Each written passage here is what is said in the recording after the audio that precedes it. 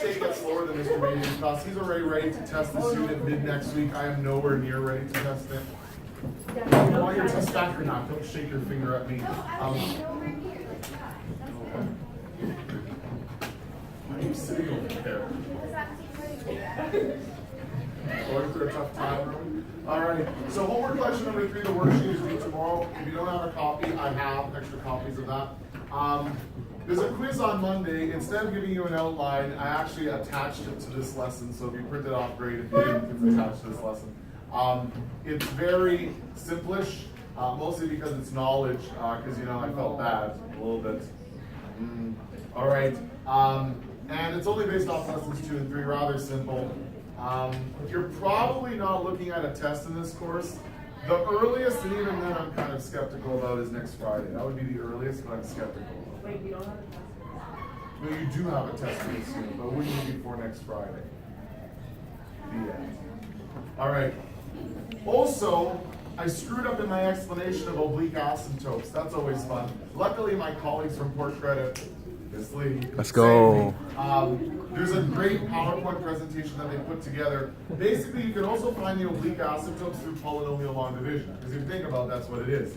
But why does it work? I didn't really want to teach it to you because I didn't really understand sort of how to explain why it works. But this PowerPoint presentation actually explains why it works. So if you're interested, read through it. It's one of the most recent things posted on my class. And so now you can use polynomial long division. The quotient is actually your oblique asymptote if you don't like the methods that we used previously, and it works better. So feel free to use it.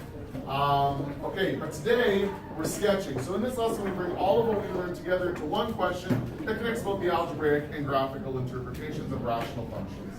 And that's it. I should have my support material, but other students very much. Not even my kids. Don't they have teachers? Oh.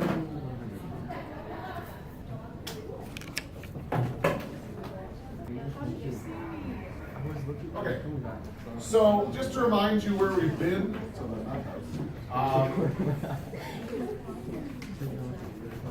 okay, how do you find out if there's a hole? Peter, a little bit, sorry. No, just move your chair a little bit. Move your chair. So if Thank there's you, a thank hole you. at A, Thanks. then P of A over Q of A will yield what? 0. 0 over 0, that's right. And you were doing it. There's a vertical asymptote at A if what? No, that was it. One and done.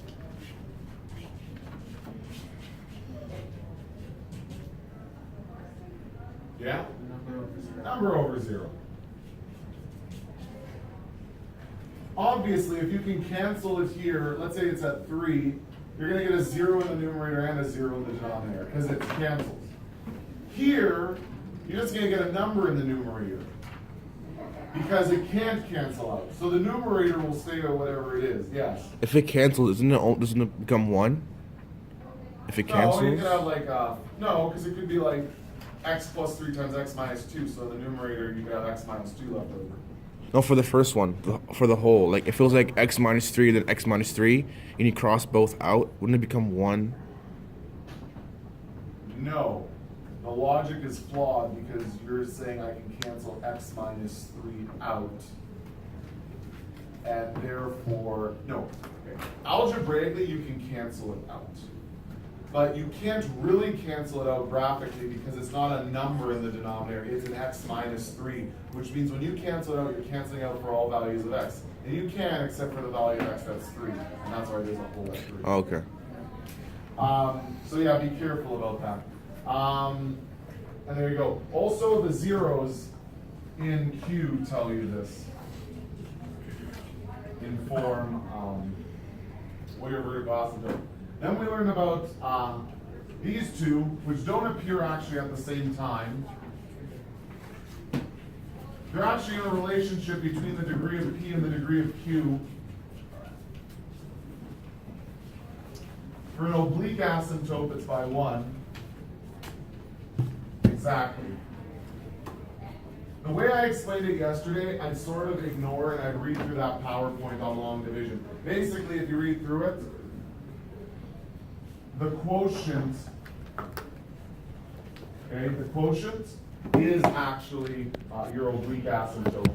Oblique referring to a slanted line, whereas a horizontal is this, and a vertical is that, and a hole is like this. Holes, by the way, we found out also are fixable discontinuities. It's easy to fix. If you call this function f that has a hole, say, at 3, okay, and this function's going along and you want it to work at 2, you would go, okay, easy to fix. I define a new function g of x, which is f of x whenever x doesn't equal 3.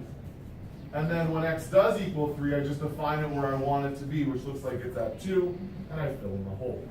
Okay? So that is how you fix a point discontinuity. If you have a function f which has a hole, it's called a removable, fixable point discontinuity. You can fix it because you can define a new function g, where its g is always f almost all of the time. It's f, it's the same function when x doesn't equal 3. But when x does equal 3, you just define it for what you need it to. Unlike vertical asymptotes, which usually you can't fix, not usually, you can never fix. The end behavior, not the end behavior, the behavior near the asymptote is infinite. It's called an infinite discontinuity. You can never fix that. You can't, oh, Shreya says that. You can't fix it, okay, because the asymptote is multiple, an infinite number of points. See, this is just that one point. Horizontal asymptotes you never need to fix, and oblique asymptotes are of the form y equals mx plus b. The relationship between degree of p and degree of q is if this is less than or equal to q, this has to be greater than by exactly 1, because it's linear, and that's how it works. That's kind of what we were doing yesterday. That's kind of what your homework collection is based off. Someone asked me yesterday if I don't hand it in on Friday, what happens? Well, nothing. You know how homework collections work. But you may miss the opportunity to get feedback. Like, for example, people who hand it in today, they'll get feedback before the quiz. Yes? What if it's, what if the quotient is greater than 5? Then you have no oblique asymptote. The difference then is a quadratic difference. I don't think there's such a thing as a curved asymptote. I don't know. I don't know everything. No. Yes, Christine? Does this like one relate to the to the type of function like type of polynomial function? Does Like the what? x to the power of 1? Like is that what I'm referring to? What? The by exactly 1 and the quotient. Yeah. Did I answer your question? Oh. Good job. Any other questions? Yes, please.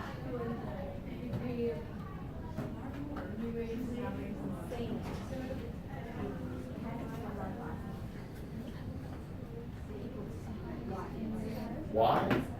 Because of end behavior. The whole cancellation thing we did yesterday. So that actually still works. If you have like x squared plus 4 over x squared minus 1 or something like that, okay? You divide by the highest term in the denominator, you get 1 over 1 plus 4 over x squared minus 1 over x squared. And then remember, horizontal asymptotes is as x goes to infinity, where does f of x go? So we call this f of x. Right, where does it go? Well, if you actually leave it in this form, infinity squared goes to infinity. You add 4, that's infinity. Infinity squared is infinity. You subtract 1 from that, that's still infinity. So you have infinity over infinity. But just like 0 over 0, that doesn't actually cancel or tell you anything. So you have to divide by the highest term in the denominator. Here, when I said in the same form, x squared is to 0, well, 4 or 1 over something very big is something very small. And so these parts go to 0, these parts stay at 1, and so your actual horizontal asymptote for this one is 1, because that's what it's approaching. It's very odd to do this without calculus techniques. When you take calculus, you'll be going through the same things, and calculus is actually a lot easier. Right, Mira? I haven't taken calculus yet. How would you? Late to class. Oh, did they pass? Oh no, not you, someone else. Okay. Okay. let's go through graphing this, and then I will leave you to all your questions that I know you have. And that Khan Academy will answer.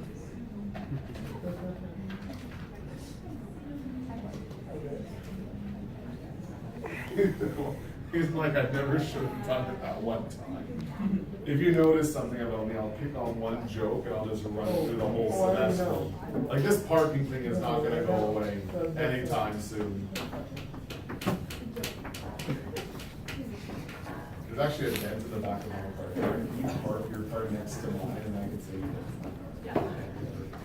Michael, just do it. All right, not a fact.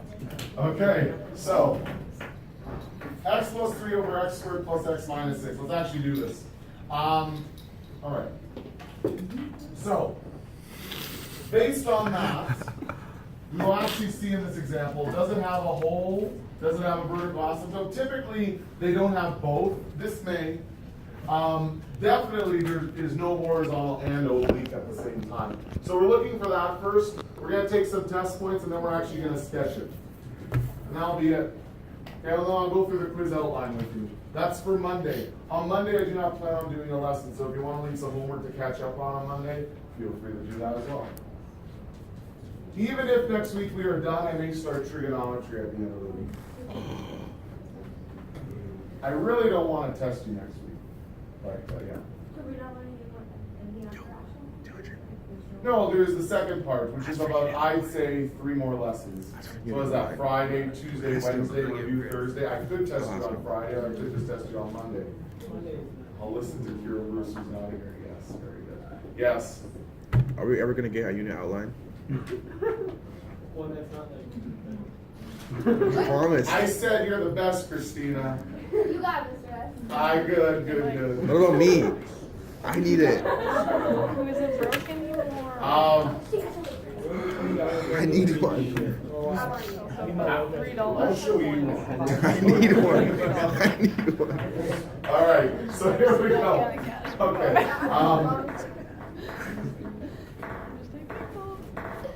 It was a yoke food. I'll get you candy at Halloween, okay? Instead of a unit outline. There you go. Sound good? Halloween's too far. Yeah. Yeah? What is it with unit outlines? It's organized. Are you saying I'm unorganized? No, I was saying it is organized when you do it. So it's like, you know, it helps me. Oh, thanks. I'll slip you $20. Aaron can. I miss the old Mr. S. $3. I miss the old Kanye. Yeah, and I need 350. What happened to the old you, Mr. S? What happened to the old me? Yeah. Like, you know, like unit outlines, You bonus know what? I marks. think it's time to answer this question. Is there a hole? Is there a hole? No. There will be. Evelyn, yes. And how did you figure that out? Oh, genius. I don't know if you got that or not. He's doing it until you. Okay, so there's a hole at -3. Very good. What else? Does this have a vertical asymptote? Yeah. Oh, the genius never ends. Okay, what else? These are some great learning skills, by the way. Horizontal asymptote. Peter, move your hand. Is it that too? Yes, how do you know?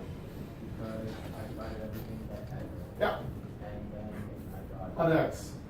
Not x. Oh, x squared. Yeah. If you divide everything by x squared, you get this. 0. You get this. So if you divide everything by x, you get this, which is x squared. So you get 1 over x plus 3 over x squared over 1 plus 1 over x minus 6 over x squared. Okay, and then as everything goes to infinity, basically everything with an x in the denominator goes to 0. So this goes to 0 plus 0 over 1 plus 0 minus 0 as x goes to infinity, which is 0. So yeah, you're absolutely correct. There's a horizontal asymptote at f of x equals 3. Okay. No oblique asymptote, you can't have both. Let's sketch this sucker.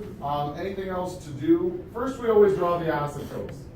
You got to figure out though where, is the actual function going to be? So we know there's a hole at -3. Don't do that yet. At x equals 2, we can draw our vertical asymptote. Okay. At h of x or f of x equals 0, we have this. Now sometimes I draw it just above. Sometimes I draw it just above, just so I could see it. Now you don't have to, but I mean on a test I probably would like to see that and you know where it is. So we've got these 2 points, but where is our reciprocal graph going to go? And we have to have a hole. Now, yes, Christina. Would it be fine to just label like x equals 0 beside the Yeah, that's fine. F of x equals 0, yes. Yes. The infinity thing, I know that's proving that x equals 0, but since we know that, like, do we have to show our work? How do you know? How we got there? Well, I mean, you can conclude since, like, the degrees, there's an x in the top of it.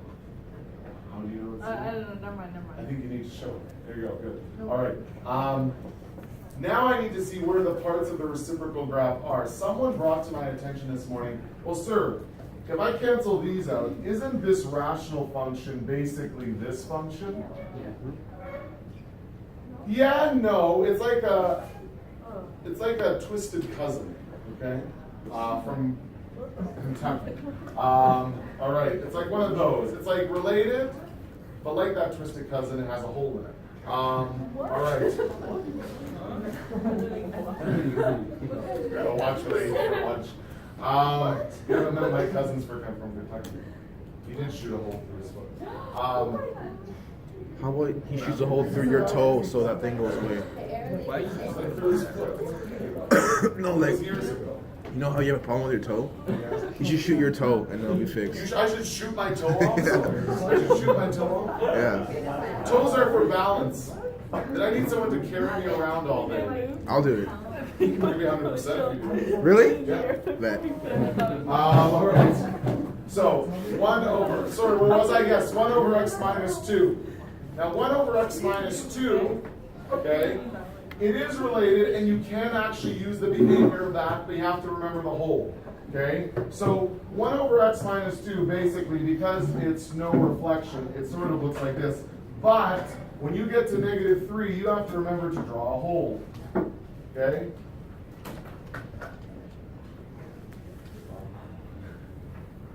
There you go. Questions? Here, you want a copy of those? There you go. You're welcome. Other than that, anyone who needs a copy of the homework, I will return to them. If they haven't gotten their test paper updated mark, I also have that. And I made her wait a day. I'm not a real person. Yeah. Yeah, you're still alive, just in case you're checking. Is there a hole? Just a hole. It's like someone shot your graph. It's just a hole. You could actually, tell you the truth, you could say this. If you wanted to fix that hole, you could write this. Yeah, you could, but I'll write it again, okay? It's like parking. You learn by doing it. I will never let that one go.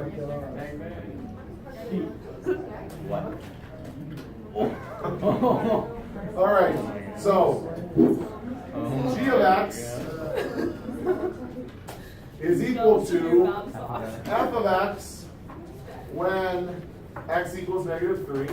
And what do I want it to be? Well, you have to figure out where the function should be at this point. So whatever you want that to be when x equals 3, that'll plug the hole in. Isn't it not equal to -3? Happy? Okay. Anyone else need a homework? Wait, what's the question mark there? Whatever the value should be. So whatever value, if the value is 1, define it as will we 1. have to find that on the test then? It's due tomorrow, but you know how I work with homework collections. Anyone else? Yes, We a need to question? know how to find that value? What? Or we need to know how to find No, the other value? no. God, no. What are the dotted lines on the horizontal axis for? The dotted lines is f of x equals 0. It's the horizontal asymptote, but I put it above so I could see it. Michael, what's your question? I don't know. How'd you get 1?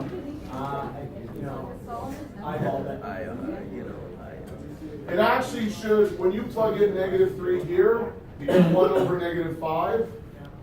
So, it really is the answer to this 1 over negative 3 minus 2, which is 1 over negative 5.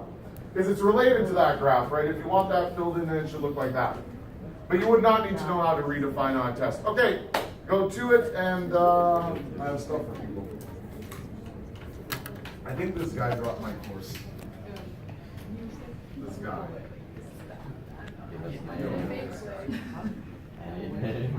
Are you sitting up here now?